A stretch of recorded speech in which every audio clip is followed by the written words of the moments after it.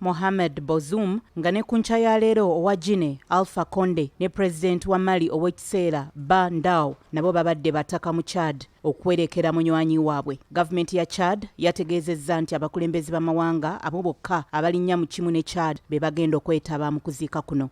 Olumbe lukumiddwa mu makago wa President. Eno ng'omulambo gye gugenda okuggyibwa gutwalibwe ku muzikiti omukulu okusabira omugenzi nga kuwedde gugenda kutwalibwa mu kibuga Amjaras gye gugenda okuziikibwa. Abakulembeze abalala basuubirwa okutuuka leero. Omugenzi Idris Debby ng'afugidde Chad emyaka 3 okufa kwe kulese Chad mu kiseera eky'okusoberwa n'obunkenke obw'ebyobufuzi. Chad etubidde mu lutalo olw'omunda nga kw'otadde n'obubiina bw'abatujju abalijjojobya n'amawanga ag'enjawulo agali mu masekkati n'obugwanjuba bwa Afrika. Yo ku muliraano mu Nigeria, minisita waayo ow'ebyokwerinda ategeezezza eggwanga nti eby'obutebenkevu n'okwerinda byongeddwamu amaanyi era ng'eggaddewo ensalo zaayo ne Chad mu kiseera kino olw'okwekengera abantu abayinza okwagala okuyingira Nigeria nga beesega ekibambulira ekiyinza okubalukawo ekyekuusa ku butabanguko obw'ebyobufuzi mu Chad.